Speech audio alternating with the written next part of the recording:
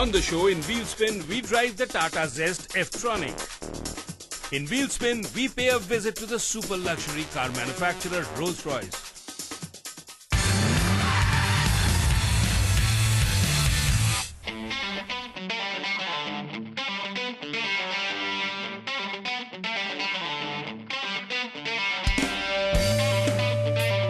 If this looks familiar, then it should, because this is the Tata Zest that we drove on the show some weeks back. But that was the petrol variant powered by the Petrol engine that Tata has developed in-house. But this is quite different. This is the diesel variant, the quadrajet 1.3 litre. But hold on, this is not just a simple diesel. There's a twist in the tail. This is what Tata calls the F-Tronic AMT, which means automated manual transmission. The gearbox is automatic. Okay, a poor man's automatic, but nevertheless, it doesn't have a clutch and it functions as an automatic. Now the big question is, how well does she drive? Well, we are here to find exactly that. Once you get inside this car, you instantly realize we are on familiar turf.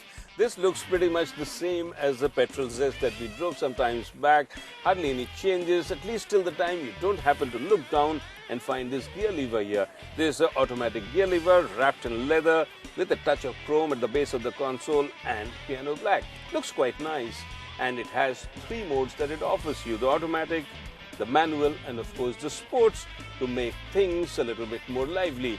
But do not expect any paddle shifts here, because this is a car built to cost, and in a segment like this you don't really get paddle shifts. The AMT stands for Automated Manual Transmission, and it means that unlike a proper automatic, this is a transmission which has basically been tweaked from a manual one into something which does the job of shifting gears without the driver having to bother about pressing the clutch. And this should of course translate into convenience. Do away with the clutch and you do away with a lot of manual labor that driving involves. It instantly becomes easier. I had grown up hearing that an automatic was meant for the lazy, but in today's traffic I would rather be lazy than get blisters on my foot using the clutch constantly.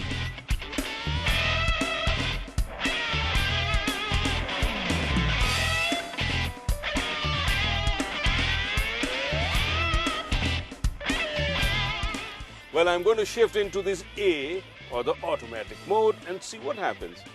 We are moving now. At least we started moving.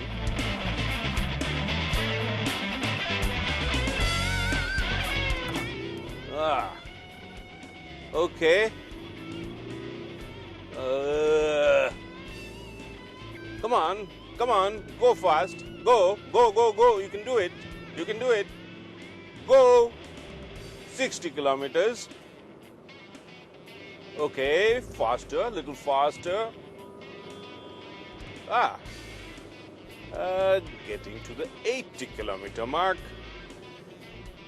I'm sure that we will get to the 100-kilometer mark or highway cruising speeds, but that will be sometimes around midnight, the pace at which we are going.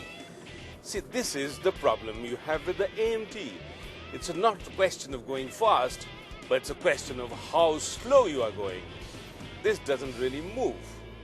Okay, I don't have to visit the foot massage parlor that often. Sure, this leg gets the much needed rest, but in terms of driving pleasure, there really isn't any. It's in fact going to get rather tedious on a long drive. But I think I have found the solution. There is this little S button here. I'm going to press it and see what happens. The company tells me that this is the sports mode. Let's see how sporty the Zest gets. Yes, this is a lot better. And when I say lot better, I mean I'm going to get home earlier than midnight. Maybe dinner time. Well, that's not too bad. Well, she eventually gets going. But honestly, how much talking to a car can you really do? Unless you happen to be Nicolas Cage and a car thief to boot.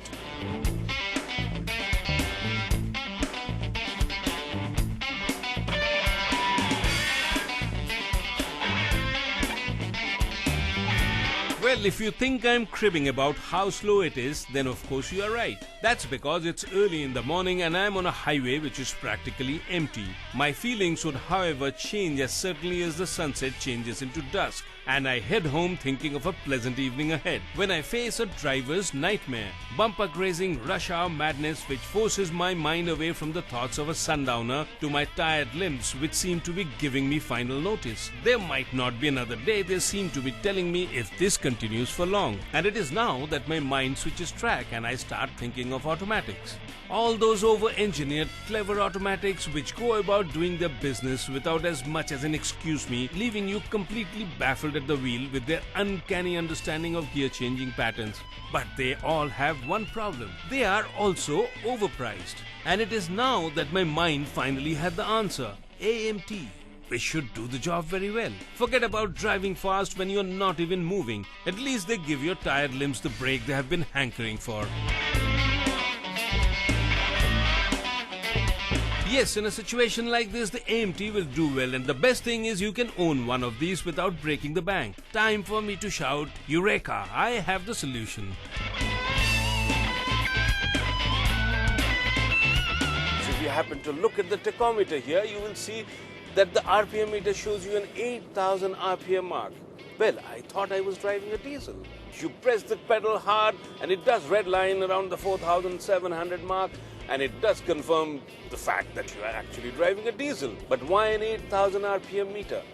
Well, I think the answer is that this all is coming from the common parts bin. So this is one thing the diesel has in common with its petrol sibling. But don't let this baffle you, you're still driving a diesel. If you thought I would hear one more thing against the AMT, then you have to presume I just robbed a bank to buy that clever automatic. So I prefer to hear some more good news about the Zest AMT instead.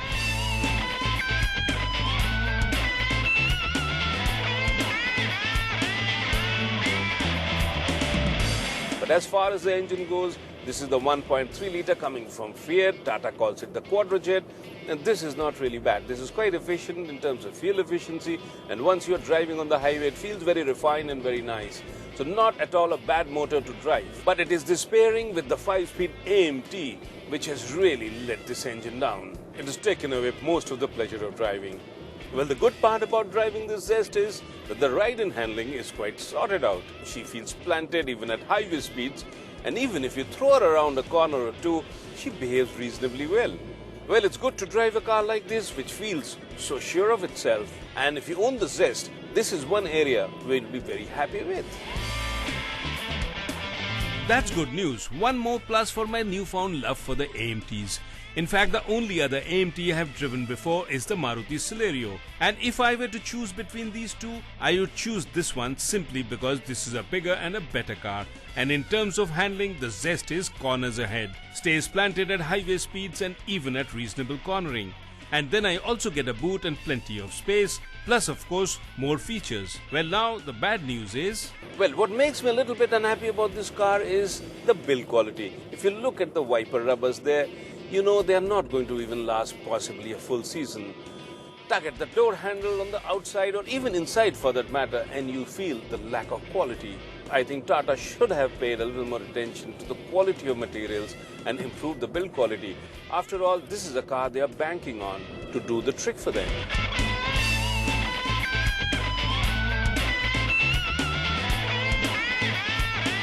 But a point in favor of the Zest is that as in the petrol variant, the Zest here in its AMT Avatar 2 is pretty much loaded with all the frills to make it an attractive buy. I have no complaints about the list of equipment at all.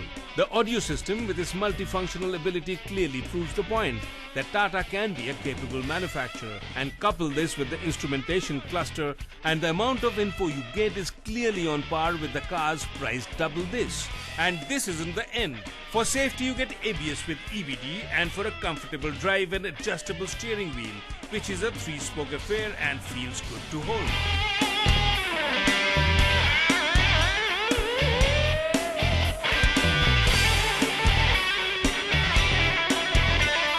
They say everything comes at a cost. Thy name is sacrifice. Well, I just traded in a bit of driving pleasure for the conveniences of an automatic. And you can't really blame me because every day as I make my way home after work, I see nothing but the bumper-to-bumper traffic caught in the rush hour crawl. And what my heart desires at that point of time is nothing less than an automatic. And this car here should do the job very well because it balances things out. It gives you an automatic at an affordable price point, and that's the strength of the car. And if you're looking for the convenience of an automatic and yet you don't want to look at a full-fledged automatic because the price deters you, then you do well to have a look at this one. The AMT does the job quite well, and chances are if you drive it on a regular basis, you will be reaching home after work in a much better mood, unless of course your middle name happens to be Speed.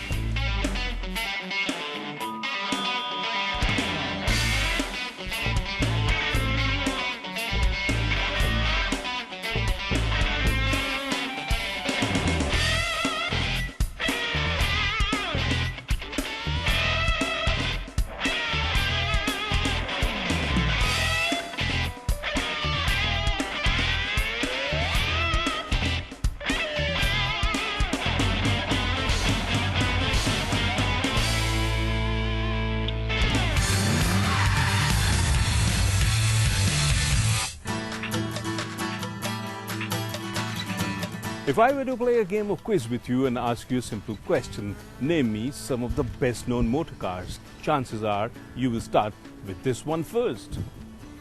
The Rolls-Royce. Yes, these cars have been around for well over 100 years and they have been really something very special. Okay, but then what makes these cars so special? I'm at Goodwood, the home of Rolls-Royce. This is where they make the cars, and now I'm going to go inside the factory and take a look and see what really makes Rolls-Royce so special and of course so very expensive.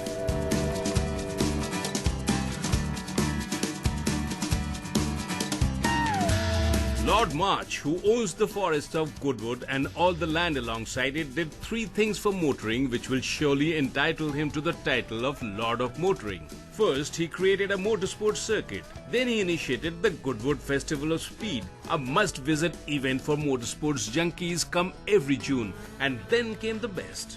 He rented out a patch of the forested land to Rolls-Royce to build their new factory in Goodwood, but with a rider. The forest and the environment had to be protected, and Rolls-Royce did just that. They built a factory, and in my many years of visiting motor car producing factories, I had never seen one which is more eco-friendly. Even the roof has enough vegetation to provide a nesting place for a large variety of birds, and the artificial lakes provide enough food. And after the completion of the factory, Rolls-Royce planted around 400,000 trees.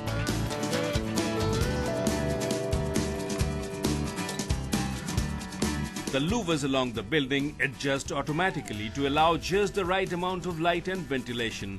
And once you step inside, you will be surprised at the levels of hygiene. Even your outdoor shoes are discarded, and what you get is rubber-soled shoes to ensure that it doesn't generate any static electricity. And then a long-sleeve top coat completes the factory dressing and ensures you don't scratch anything accidentally with your buttons or your wristwatch. This entire complex is spread over 7 acres of land, which by automotive standards is not big. But it's beautiful and easily the most scenic automotive production facility I have visited.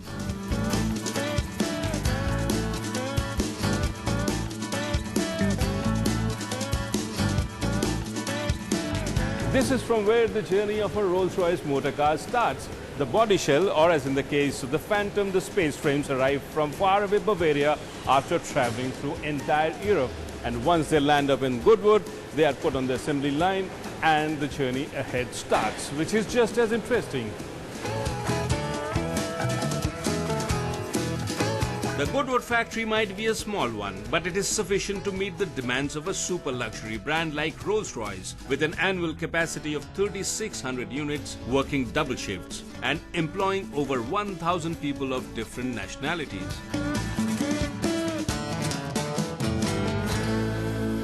There are 2 lines which are at work at the Goodwood factory, the one that makes the Coast and the Wraith, and the one dedicated entirely to the Phantom.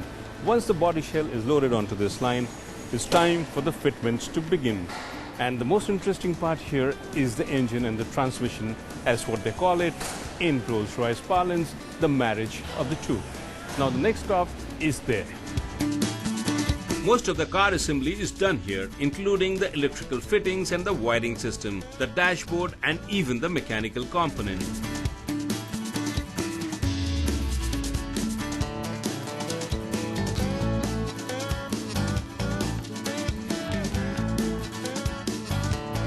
As the line slowly crawls forward, it is time for the final act of adding on the engine.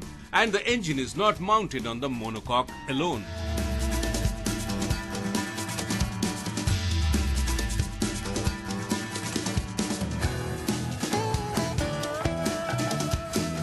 This is the place where the engine, the gearbox, the axle, as they say, is married together, then transferred to the assembly line where it's put together into the car. It's said that a Rolls-Royce car might not proceed, but it never ever breaks down. And the reason for this is this. The V12 6.75 litre massive engine, which is almost handcrafted. And this is mated to a 8-speed gearbox. This gearbox is controlled by the satellite, which knows exactly where you're driving, and accordingly it can upshift or downshift, making the drive really easy and convenient for you as well as smooth. As the complete assembly of engine, transmission, axle is moved on to the assembly line for bolting onto the chassis, it is a rather unusual act, as most manufacturers tend to assemble the engine first without the axles, etc. But then quality and precision is Rolls-Royce's strength. Can I have this? The process of manufacturing here is so precise. What you see here is a regular torque wrench, but where it is different is very simple. This sends out a signal to the computer over there which tells you exactly the amount of torque used to tighten this bolt, and this is recorded to the computer, so you know if there's an error, you can double check. It's really highly automated and very, very precise, in spite of the fact that there are people who are doing it manually.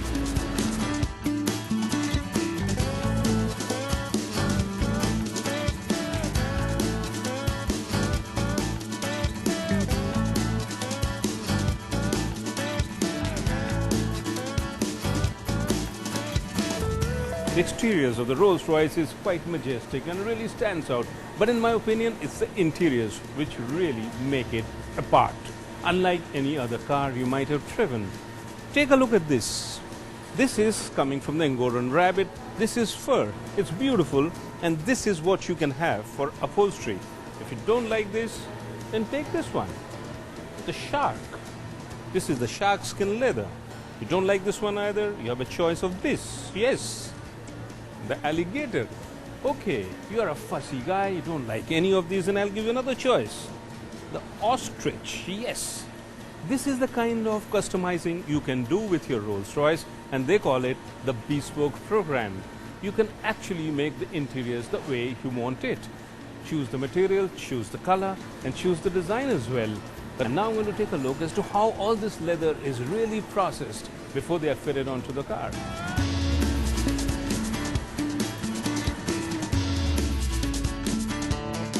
The beauty of a car like Rolls-Royce is that it is not only precision crafted, but each and every material is chosen extremely carefully. Take the case of this leather here. This leather is sourced from bulls which are bred at a higher altitude. The reason being there are no mosquitoes at higher altitude, because mosquito bites tend to flaw the skin.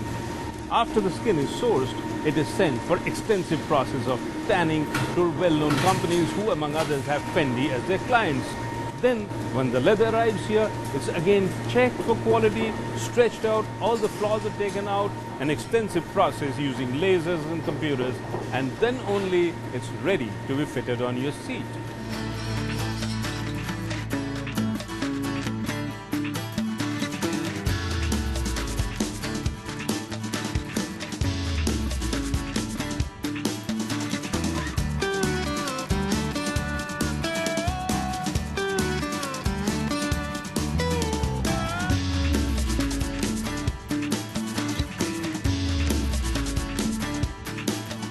If you have by now managed to decide on the color and the quality of leather for your interiors, then it is time to move on to see how the fascia and the door trims are going to look like.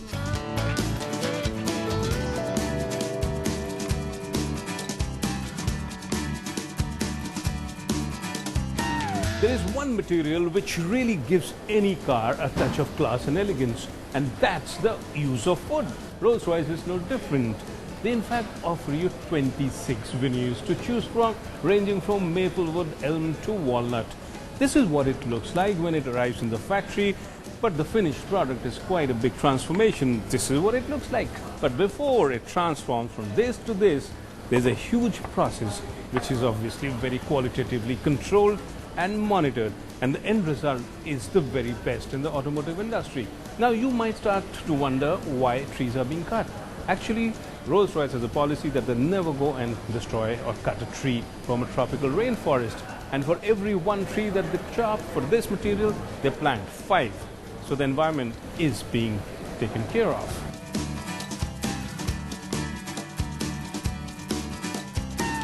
This is a long and a patient process, whereby the wood from the poplar tree is chiseled, cut and given shape before the chosen veneer is applied and treated, and eventually polished to give the desired effect. It is the quality of the material and fastidious sourcing standards which actually give the Rolls-Royce cars its finish and quality. All material is sourced globally, keeping in mind only one thing: quality.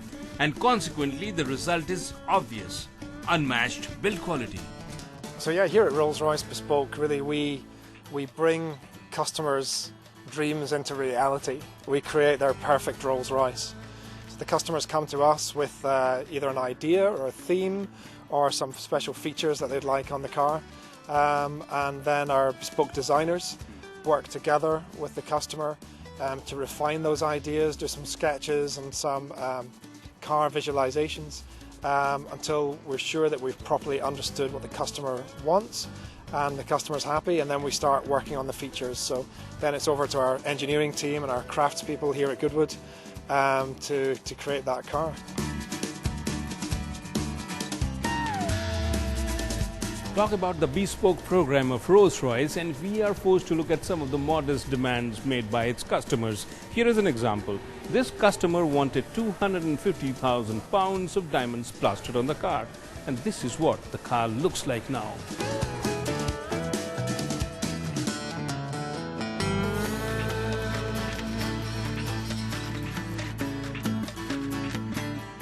If you see a Rolls-Royce, chances are you will instantly recognize it because of its unmistakable shape, but also because of another reason: the shine, the gloss of its paint job.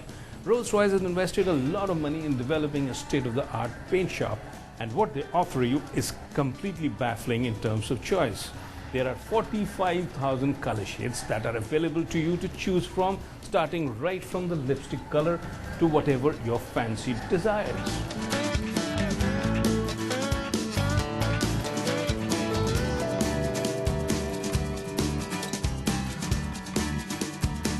With all this customization and sourcing of different materials, it takes about 2 months to build a Phantom.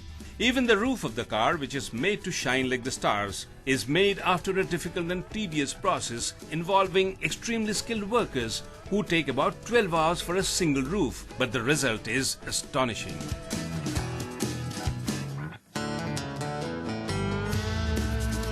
What's really a Rolls-Royce without this beautiful lady here called the Spirit of Ecstasy? This is what gives the car its special identity. And today it's my turn to fit this one onto this beautiful grille. She looks beautiful, doesn't she?